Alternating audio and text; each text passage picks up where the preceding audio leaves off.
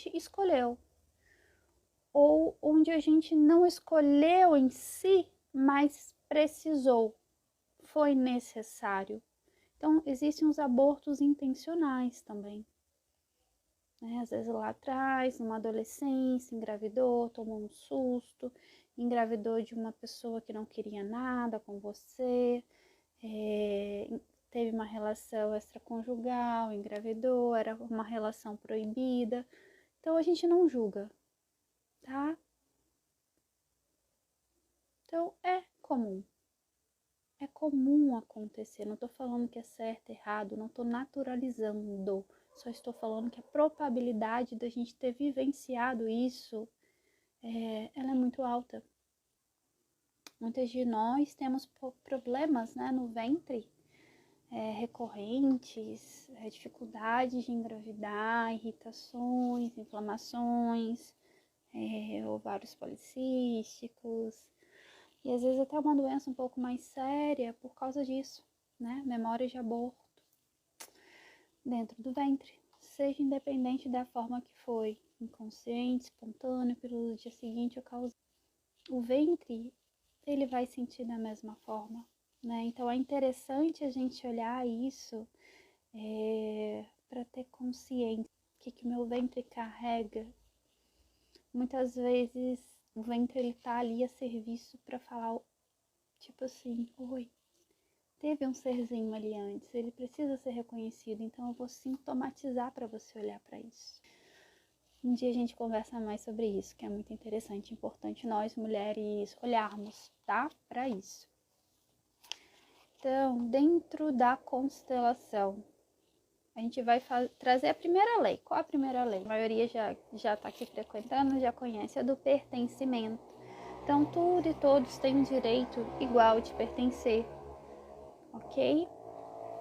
A mãe, a história dessa mãe, esse bebê, esse pai, a circunstância em que isso aconteceu, todos eles têm um direito igual de pertencer. Então, se eu quero excluir, apagar essa história que eu precisei abortar lá atrás, apagar essa história que eu perdi uma criança lá atrás, apagar também o pai dessa criança, dessa história, né? Excluir o pai desse aborto, excluir o que aconteceu, a história, como é que foi? Nossa, ele me traiu, fiquei tão nervosa, eu perdi o bebê. Tudo isso gera o quê? A exclusão, vai gerar uma exclusão, que é um não pertencimento, então causa o quê? Um buraco, um vácuo, um vazio, ok? Só que esse buraco, essa lacuna, ela precisa ser preenchida com o que é dali. Enquanto esse fato, essa história não foi ressignificada, não for olhada com amorosidade, tanto essa mulher quanto esse homem que geraram essa vida, e essa vida que ficou por um tempo curto, mas tem muita importância, a mesma importância que se ela tivesse ficado por um tempo longo e nascido. Precisa ser visto, precisa ser olhado com amor. A gente precisa dar um lugar. Por mais que a gente queira apagar o passado, falar, não quero olhar, é o meu segredo velado, eu tenho vergonha, é ex bom, é ex morto. Enquanto a gente não olha para isso, vai ficar a lacuna.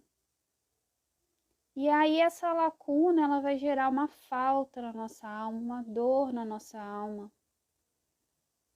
Essa lacuna não vai permitir com que esse serzinho, que foi esse bebezinho, ou esse ser que acoplou ali naquelas primeiras células que estavam se desenvolvendo após a fecundação, não vai permitir que ele siga o rumo dele, que ele vá lá e fique em paz no mundo dos mortos.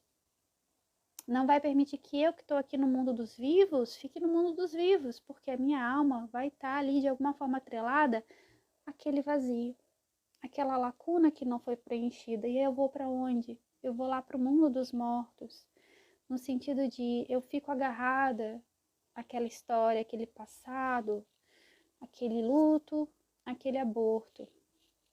Tanto o pai quanto a mãe.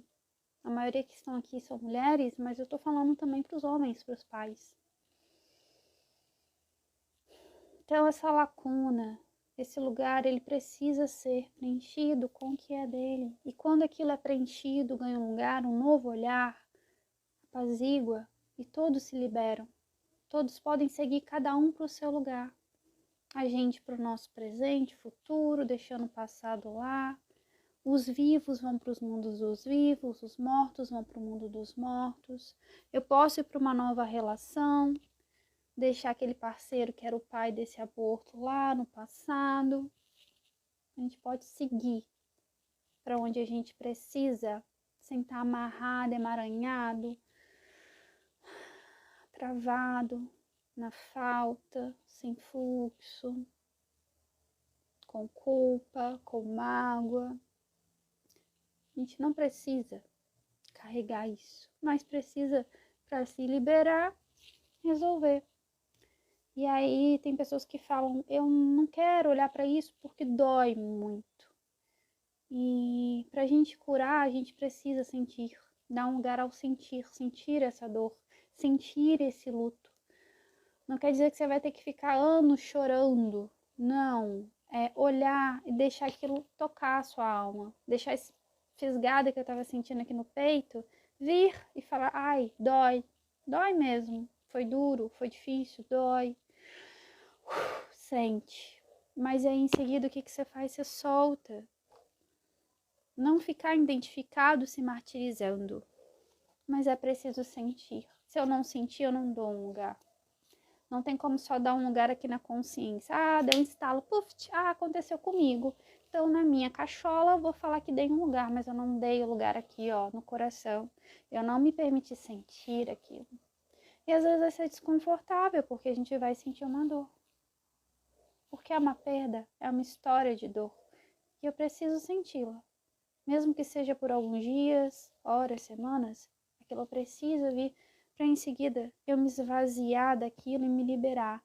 Soltar, né? Porque a gente não joga fora a história. Se a gente joga fora, a gente exclui. É soltar o que pode ir para ficar mais leve, para voltar para o fluxo da vida, para sua alegria, para o seu merecimento, para sua saúde, tá? Então, por que é tão importante dar esse lugar, esse pertencimento? Ah, Evelyn, mas como é que a gente exclui? É só porque eu quero apagar o passado, porque eu me culpo, porque eu tenho raiva dessa história, do pai, desse bebê, etc, etc. Existem várias formas da gente excluir, né? O segredo, quando a gente torna isso um segredo, isso é uma exclusão. Óbvio que eu não preciso sair contando para todo mundo, que é uma coisa muito pessoal minha, mas eu preciso, comigo mesmo, tirar esse peso, esse status de segredos. Eu preciso olhar para aquele aborto, para aquela história e falar, olha, não é mais um segredo. Eu te libero do peso de ser um segredo. Na minha alma eu faço esse movimento. Mas eu não preciso sair verbalizando. Pegar lá o jornal e mandar publicar, olha, eu tive um aborto. Sair no Instagram fazendo live falando para todo mundo, eu tive aborto, eu preciso... Não é isso. Entendeu? Tirar do segredo, a gente faz esse movimento na alma, tá? Não se julgar, não se culpar, foi como você podia fazer, foi como você sabia fazer. E tá tudo bem. Naquele momento era aquela consciência que você tinha, era aquela possibilidade que você tinha. Talvez hoje você tenha outra.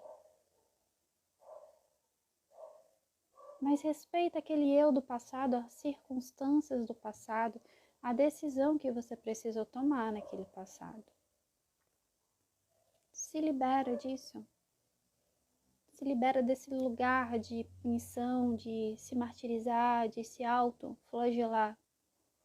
Porque enquanto você faz isso, ninguém fica em paz. Você não fica em paz, o passado não fica em paz. Quem é o pai da criança não fica em paz.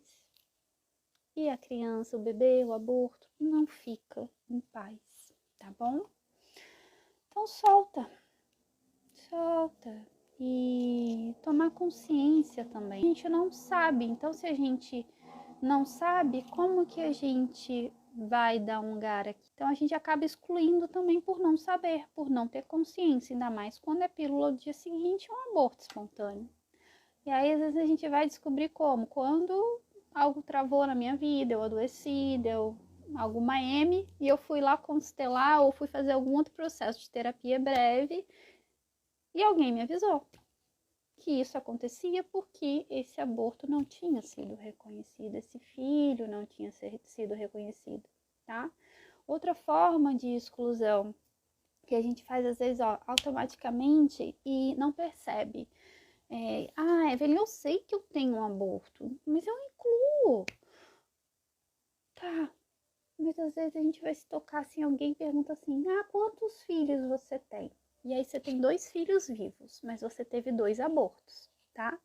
Aí vai lá a professora da escola, quantos filhos você tem? Você fala 2. Você conta só o vivo, você não conta o que não veio para a vida. Você conta só o vivo. Então são 4. E aí você fala 2.